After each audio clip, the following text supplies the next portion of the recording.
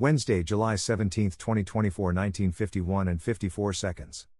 The road to extinction. In a determined effort to isolate the West and impose a unified, integrated two-class society, the global elite has repeatedly rearmed their assault against whites via revisionist propaganda, anti-white legislation, and mass immigration.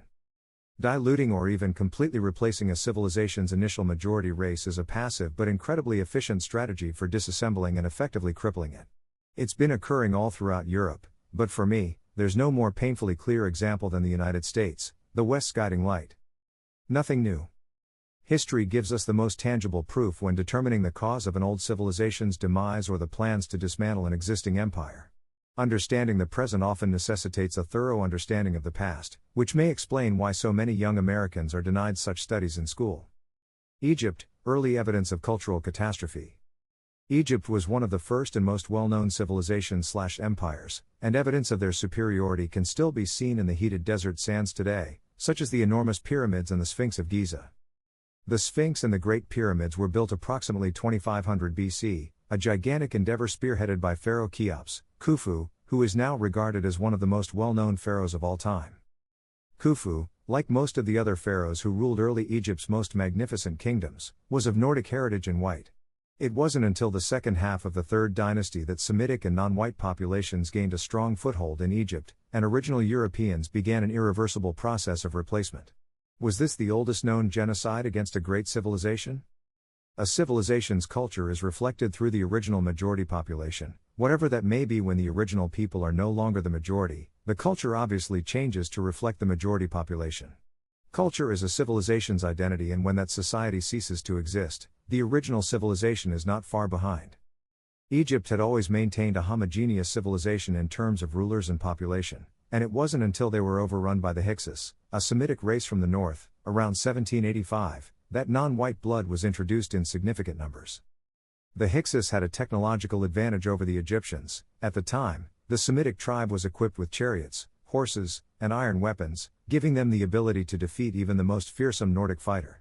However, after 200 years of slavery, the Egyptians mastered this military development and punished the Hyksos, reclaiming control once again. Unfortunately, the continued use of black and Semitic slave labor, combined by the subjugation by the Hyksos, opened the door to cultural diversity, which would never be totally closed. The turmoil and ruin caused by inundating a prosperous society with people from inferior cultures is near usually irreparable. Although a course correction was too late, the ancient Egyptians were not entirely unaware of this fundamental life lesson. Would Democrats call King Tut a white supremacist? As late as 1350 BC, Tutankhamun, King Tut, the boy king, realized the difference in race, as is evidenced by some of the artifacts in his tomb. On the footrest of one of Tut's thrones were 9 black and Semite prisoners, Egypt's arch-adversaries, bound by chains, this meaning that his enemies were under his foot. Another remarkable treasure in Tutankhamun's tomb was his walking stick, which had the handle engraved with images of his black and Semite foes linked together. When he used his royal walking stick, he held his enemies in his hands. No white supremacist collection of ancient royal artifacts would be complete without a classy pair of sandals with inlays of black and Semitic rivals. A pharaoh would trample his enemy as he walked. There was more acknowledgement of his racial enemies in Tut's burial. Another striking sentiment was Tut's iconic wooden chest. It laid out a scene of the young king cruising around in a horse-drawn chariot, mowing down his black and brown enemies. Of course, Tutankhamun was not a white supremacist or a racist, but many original Egyptians in this age were aware of the terrible changes caused by unchecked migration. Chewing gum won't fix the cracks in the crumbling dam. Get your galoshes on, it's flood time. After the 18-year-old king unexpectedly left the living world, subsequent rulers attempted to defuse the genocidal time bomb, but were unsuccessful. Egypt, having been demographically weakened by the Hyksos invasion and absorbing a greater number of Nubians through conquest, was now confronted with multiple new and deadly opponents. The job was overwhelming. During their struggles and subsequent conquest of the Nubians, Egypt built forts and massive walls around its southern borders in an attempt to keep the blacks out. They also erected a large sign, which is still there today, prohibiting blacks from entering Egyptian territory. The original whites were an expiring commodity, and with their disappearance went unbridled ingenuity and technological accomplishment. Never again would Egypt produce such marvels as the Great Pyramids. Ancient Egypt wasn't the only empire to crumble under the passive demise of disfavorable demographics. Rome and Greece succumbed to the same disaster. Is it too late to turn back the tide in America?